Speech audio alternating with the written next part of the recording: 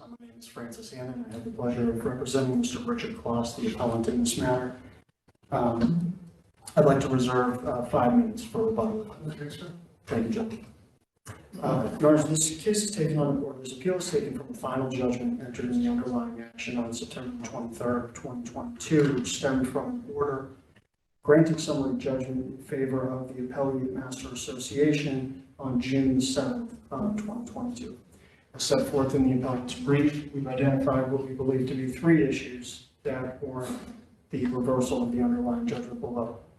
The first is the trial court's conclusion that the statute of limitations, as applied, bars all claims asserted by Mr. Kloss in his Second Amendment complaint.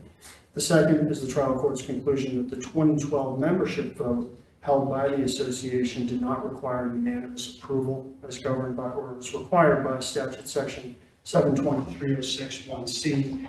The third issue is the trial court's conclusion that the calculation of the 2012 votes themselves could be resolved as a matter of law upon summary judgment. It did not present a genuine issue of trial. That's a good question. Yes, sir. When I bought the property in 2007, I think, the Second Amendment is a record. And so the shooting match here revolves largely around ratification of it in 2012. That is correct. But your client had notice of it when you bought. He did. Correct? So how does that affect your time bar argument? So ultimately, and it's, I think in the record, and as even I think conceded in the appellee's answer brief before the court, there's this contention that the 2012 vote was taken to complete the process to fix an underlying issue, essentially in recognition of the fact that the 2004 and then by extension 2006 amendments that were unilaterally established that incorporated the subject property under the Master Association had some statutory deficiencies. And so as a result, the association made the decision to take it upon itself to conduct that membership vote to essentially put a bow on these issues, to ratify and update that 2006 amendment in particular, which brought or purported to bring the subject property under the purview of the Master Association. So from a time bar standpoint, we submit that the 2012 vote essentially constitutes the last element of the cause of action that Mr. Kloss could have brought against that vote itself, challenging its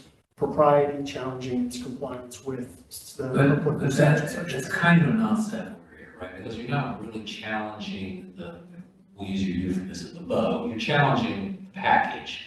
You're challenging whether or not this property the casita property is brought into the master declaration, and that occurs in 0406, right? Apparently it's supposed to, and I think that's the issue. You're correct as far as the timeline, Your Honor, yes. Okay, so one thing that kind of caught my attention is there's a little bit of an argument here on the statute of limitation issue about accrual.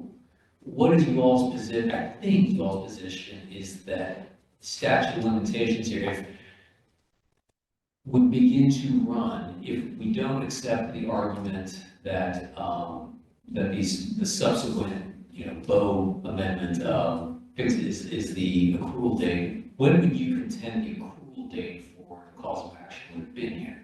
Well, I think that the prevailing case law that came out after this case had been filed, specifically the Harris case and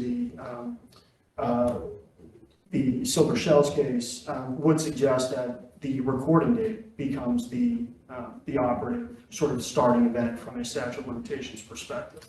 And so but however, that notwithstanding, I think that ultimately we need to look at what actions were taken by the association voluntarily in this situation. And I think that looking ahead to 2012. Well, I just want to make sure we put a pin in this. Certainly. So if we do not accept your argument about the subsequent ratification, the subsequent fix-it vote as being the point of entry for accrual, would you concede your claim to time bar? Well, I think as to counts 1 and 2 of the Second Amendment complaint, I think that would be the conclusion. And I think that's what the trial court below ruled. The operative final judgment stemmed from a motion for summary judgment directed at the remaining 5 counts of the complaint, specifically 3 through 8, which are largely which are premised on this 2012 vote. And so while perhaps there But could, again, the trial court here seems to be just looking beyond what it is you're actually, what you're really challenging is whether or not this property is brought into the master declaration, into the overarching community. absolutely. And I think, I'm sorry. And it seems like that the operative instrument that brought that was not the subsequent vote, it was the 0406, amendment to the declaration, right? Well, I think that was the initial intent, certainly. And I think also, as stated on the record, the association's intent then was to, after recognizing that there was a problem with those amendments initially, that was something that they needed to fix. And so they could have taken the path of just simply doing nothing, certainly. What I think is also crucial for this court's consideration is that the 2012 vote was not the only recording in 2012 that we believe is operative or dispositive in this case. It needs to be taken sort of hand in hand with the notice of intent not to enforce, which again, the association also voluntarily recorded. They did so prior to holding the vote to ratify the underlying amendments, and its effect is stated to acknowledge that there are problems with those amendments and to affirmatively state that the association's intent is not to enforce those provisions, specifically because they contravene Florida statute in the unilateral authority that was given to or assumed by the developer and ultimately which gave rise to where we stand today. And so it's to look beyond the 2006 amendment. We're looking not only to the 2012 vote, but also to that 2012 notice of intent not to enforce, which needs to be taken hand in hand with the vote, because the whole purpose, as set forth by the association in doing anything in 2012, was to acknowledge that there were issues with the underlying amendments, to record a document that said we will not enforce them because they are problematic, and then to take a vote to ratify and to essentially correct the That issue. notice of intent doesn't cause any harm to your client, right? Well, I mean, the center of gravity of all this remains those amendments that you all started properly, that violated Florida statute. That's the center of gravity of everything, right? I think ultimately it is, but what we're left with is seeking declaratory relief in essentially fitting those pieces together. Because now you have the two amendments that were recorded, we contend improperly, and we believe that the record, and at one point at least, the lower tribunal agreed with that agreement, although that issue flipped back and forth, that the underlying amendments were improperly recorded. And that now we have a subsequent recording by the association, which again was voluntary, this was not under any type of court order or other instruction, where they say, we're not going to enforce this. And so if we look at what appears in the official records as binding on the association as it relates to the subject property, now we're left with amendments that were apparently problematic and a recording from the association saying we're not going to do anything about that. And then we record this corrective certificate, so-called, which apparently closes the loop, so to speak, and puts a bow on whatever the procedural or statutory improprieties may have been. And so even if we were to set aside the 2012 vote, we are still left with the 2012 notice of intent not to enforce. And I would agree with you that it does not harm my client in and of itself. However, it would be presumably subject to revocation by the association, which would revert us right back to the underlying amendments and make them, with a wave of a pen, subject to the master association all over. Isn't that a problem, though, that nobody caught this when they were originally recorded? In theory, anybody could have challenged this that had any standing within the community within the 5 years of the recordation. Anybody could have flagged that, look, this violates Florida statute, you've got a developer retaining the right to unilaterally add lands into the association and all the other things that you all are, the attendant arguments that go along with that. Sure. That's what he did. Understood. And I think ultimately we're looking at the association's intent in taking these actions in 2012. As I mentioned before, they could have simply done nothing, in which case the 04 and 06 amendments would have remained undisturbed, no one had challenged them, and so no one would have been able to challenge them. But they did. They took these affirmative steps. It seems to me that that's the issue that you all are really kind of trying to chew on, is this notion that you could have a declaration hanging out there that is arguably violative of Florida statute in what it purports to do with property, But you don't have a point of entry because the statute of limitations has run since the date of its recordation. Well, and again, I think to circle back to the earlier point regarding counts 1 and 2 of the second amendment complaint, that is the conclusion that the lower tribunal reached in initially denying or granting summary judgment, I should say, as to those 2 specific counts. The actions taken in 2012 still stand alone as actions that are affirmatively taken by the association, which were But recorded. as you just said earlier, it's the vote, it's tied together, so it's not, you can't look at them by themselves. If you could, you would have a true standalone deck action as to the notice of intent in 2012. So all that stuff, but seems to me it's inextricably linked to ultimately what we really want to go after, which is these statutorily non-compliant amendments that got recorded. Well, and I'm happy you made that point about the inextricably intertwined or inextricably linked component. I think that ultimately that's sort of the double-edged sword that the homeowner is left trying to navigate here. Either there is a line separating what happened in 2006 and 2012, in which case we're fully within our rights, and I would submit fully timely in attacking that as a standalone vote, because the vote happened in 2012 and the suit was filed in 2012. I don't think there's any question that that would be considered timely under a 5-year statute of limitations. However, if we flip it back around and say that these are inextricably intertwined, such that what happened in 04 led to what happened in 06, led to what happened in 12, then the process was in fact not completed by the association's own voluntary actions until 2012, in which case that would bring everything under So the the court's lines of purview. that logic, if they had, suppose they had just simply done a re-recording of the 0406 amendment, I kind of lose track which one is this, a lot of them, Yes. but then, just in order to satisfy Martin, they should re-record it in 2021. Wouldn't you then have a fresh opportunity to challenge that? They didn't do that. They did something totally different. They said, I'm not going to enforce this at all. Correct. Well, and I think that's where this case becomes slightly distinguishable from the Harris and the Martin cases, in that both of those cases were premised on essentially finished products, if I may. So where these associations have recorded amendments, the homeowner subsequently purchased, the homeowner then at a later date filed suit to challenge those amendments. There was nothing that sort of revived or freshened. There was no new action taken by the association in those cases, such that we are looking backwards at exactly what happened at a fixed point in time. And I think that's where those cases begin to become distinguishable from what's before your honors this morning, in the sense that the association took these steps affirmatively and voluntarily to correct what they admitted to be an issue. And so when they did that, they brought themselves under the purview of 723.061C. They have, those actions would need to be compliant with applicable statutes such as they exist.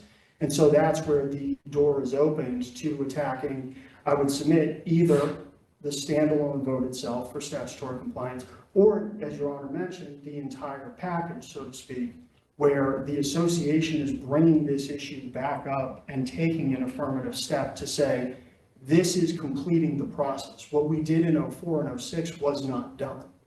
And so now in 2012, we are going to say, this is the step that we will take to close the loop and to essentially ratify what we've done previously. So in conjunction with not only the vote, as I mentioned, they also record this notice of intent not to enforce, which for the time being and in a vacuum would insulate, or would seem to insulate, the Casitas members and owners from mandatory membership within the master association. But then the further step was taken to hold this membership vote, which, if statutorily compliant, I would submit, would close the issue and there would not be a cause of action to be brought. However, and as we get into, this segues into our second argument, which we consider to be really the primary thrust of the issue with the lower tribunal's ruling, that action, that vote still needs to be statutorily compliant.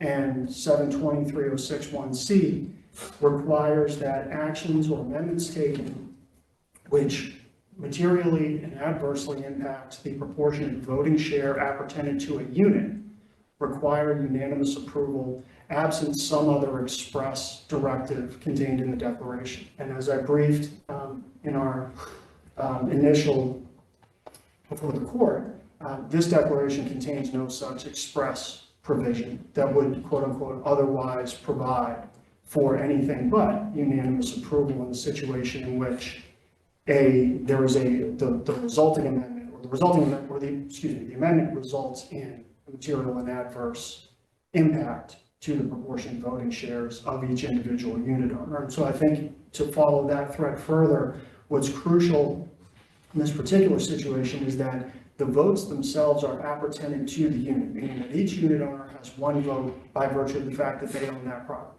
Now, in this particular case, the association. Thank you. If I could just briefly finish this point, the association created a weighted voting system. There are four neighborhoods within the association, and so the goal of the association was to maintain that roughly equal weight across each association. However, that is a creature of contract. That's an arbitrary structure established by the association. It is not appertaining to the unit itself.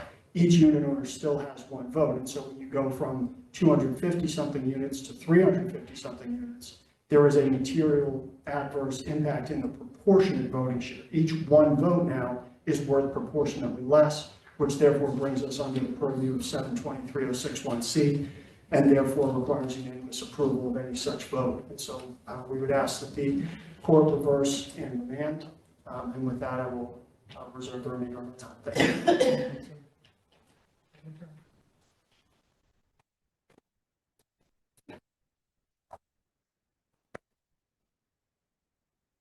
May it please the court, good morning, Mark Tinker, and at council table is Brandon Tyler on behalf of Caliente Master Association. Obviously, I'd like to start, Judge Lucas, with your questioning about the approval date, because that is very obviously the key for statute of limitations issue here. What the law spells out, and I know council agrees, Harris versus Aberdeen kind of is our blueprint for when the approval occurs, and there are really two dates depending on the type of action that's being raised. There is the actual recording of the amendments or whatever it is that is being challenged. I know, Judge LaBrie, you referenced this right at the beginning, is that Florida has a notice recording statute that when the document is recorded in the official records, it becomes notice to the world. So anyone wishing to challenge it has notice. That is the accrual date there. As far as a declaratory judgment action, which is what we're talking about, these counts 3 through 8 that have been the subject of this appeal, a declaratory judgment action, the date of accrual is a date that the claimant first has an interest that is in need of declaration. In this case, this type of situation, it would be Mr. Close's moving in, buying a property at the Caliente, in the Caliente Resort. So as soon as he took title, he now has an interest in saying, these are existing declarations or existing amendments. I don't like them. I want to have my interest declared. He has 5 years from the date he took title to these amendments exist. He has no, so then now he has an interest. That is the last element of his cause of action. Is that correct? Here's what troubles me about that notion. First of all, there is some law and even some more recent law that appears to tie at least reformation actions, which are kind of a cousin of deck action, to date of recordation, not acquiring an interest. And it seems to me that makes sense because if you have, you could, people could be buying and selling in these properties. I don't know what kind of turnover they have on these, but they could, in theory, you could have a situation where, 15, 16, 17 years down the road, somebody acquires, a lot and, I just now noticed this for the first time that this declaration back here has some kind of problem, what have you, I'm going to challenge it. You would never really have a statute of limitation, really, on any recorded instrument. I think the key to that is because it is a declaratory action, and if you look at these specific counts, you look at the relief being requested in all of them, it's being asked to get rid of these amendments, to construe these amendments, to render them void, invalid, various different phrases are used throughout those 5 counts. But the key is that is the harm that's being declared, and Mr. Hannon said just a few minutes ago, he said this amendment, this vote that happened later on, did not harm his client. It was the original amendments that caused the harm. So when does the harm become right for him to do something about it? I think it has to be the date that he took title. And I know you're saying, well, that could just lead to a bunch of different actions, even 15, 20 years down the road. To a certain extent, I think it has to be that way because you could have, there's an associations out there right now that are passing laws that maybe violate a statute somewhere, not laws, passing amendments that violate a statute somewhere. None of us care about that until we all of a sudden go buy a property there and look and say, this isn't proper, I would like my rights declared, I live here now, I have an interest, I would like somebody to take a look at this. And Isn't that the whole purpose of recording the deck in the first instance? So that you know what you're buying? All the stuff gets disclosed to potential buyers, right? I mean, Yes. And and that is why, you know, as far as the counts 1 and 2, you know, Judge Mansfield said you cannot render these amendments invalid. You can't go back and try to void them. You're too late because you had notice when, you know, there was notice to the world when they were originally recorded. But as far as just having a declaratory judgment action filed to say, what are my rights now that these amendments do exist, then that would have a, you know, a new statute of limitations that arises from the date that he moved or purchased the property and gained an interest in what those amendments do to his property that he owns now. So I think that is the key as far as when this accrued is the, you know, his taking title to the property. And there's one thing that I do want to address because I want to make sure the record is clear on this. When I was looking through, you know, full disclosure, I wasn't primarily responsible for briefing this case. I was preparing for the oral argument, and I'm looking at the initial brief and looking at the order that we're here in appeal. And the order itself says that Mr. Close took title to the property, references November of 2007. And the initial brief references that date as well. And of course, that would be within 5 years of the September 2012 filing of this lawsuit. So that kind of raised a red flag to me, and I looked at it. And I believe that there's a typo in the judge's order because that November 2007 date, that is the only place in this 12-year history that that date ever appears anywhere in the record.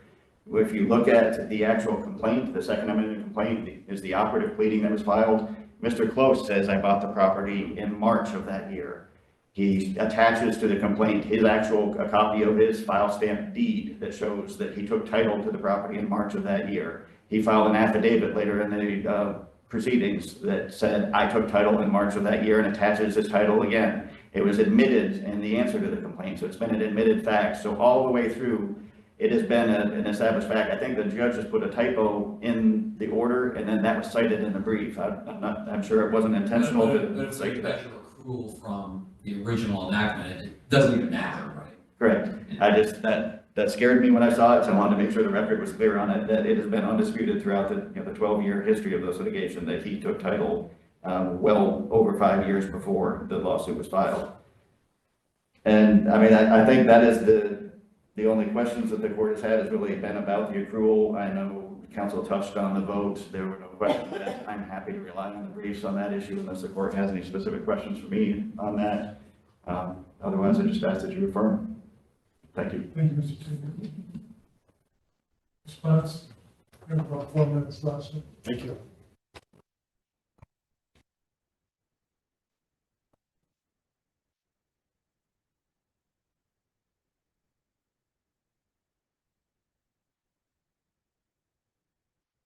Thank you, Judge. And I think, just very briefly, there was one comment that the council made regarding the essentially when the harm, so to speak, starts.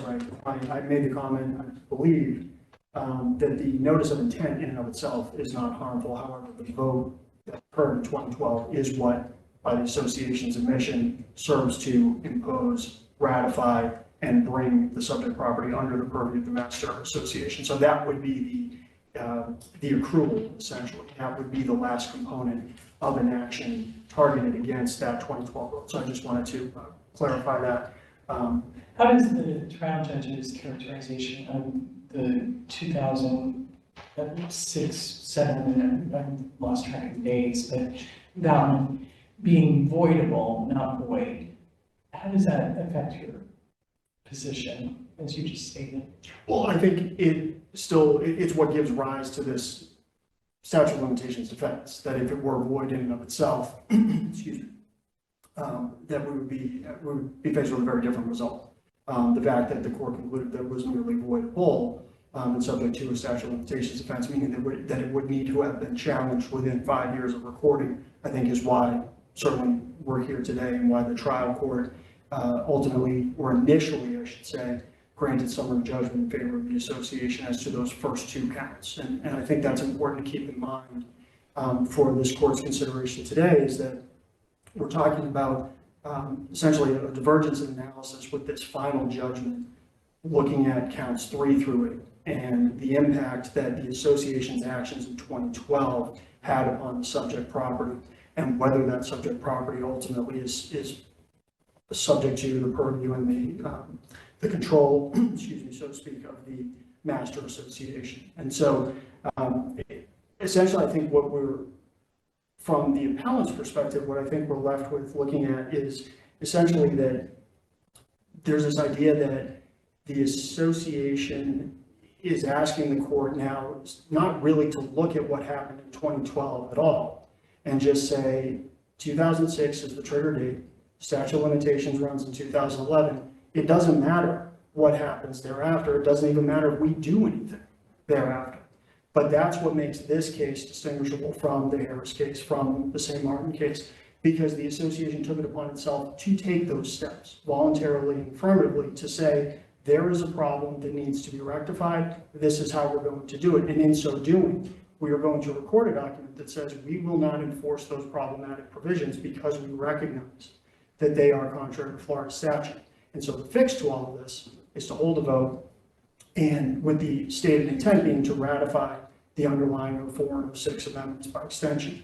And in taking that step, the association we submit is beholden to applicable Florida statute, most specifically 723.061C, which would require unanimous approval of that vote for the express fact that the upshot of that vote is to proportionally, materially, and adversely diminish the voting right opportunity to each unit owner. And so when that is what's on the table and that is what is at stake, the statute requires unanimous approval. The association contends that the 2/3 majority was reached.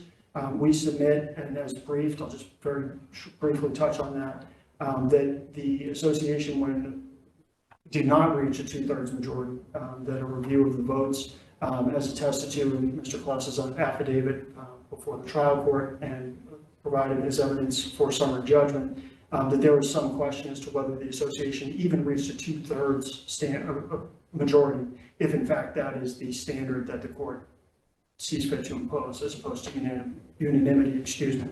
And so ultimately, I think, again, to touch on to close up on this statute of limitations argument, I think that because of the actions taken by the association in 2012, we cannot either draw a line that completely severs what came before and what happened in 2012.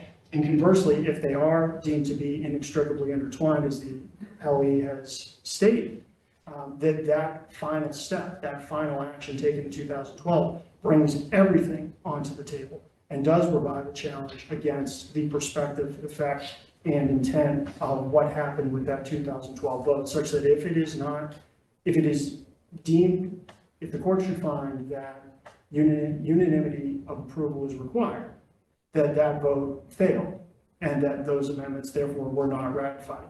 By extension, if those amendments are deemed to be protected by the statute of limitations, there's still the question of this notice of intent not to enforce, by which the association has bound itself not to enforce those provisions. And the upshot of those provisions at issue would be creating a mandatory membership of the subject property in the master association. So with that, I thank you all for your time, unless there are any further questions. This makes a good place to wrap up. Thank you very much. Well argued, both sides. Thank you, Judge.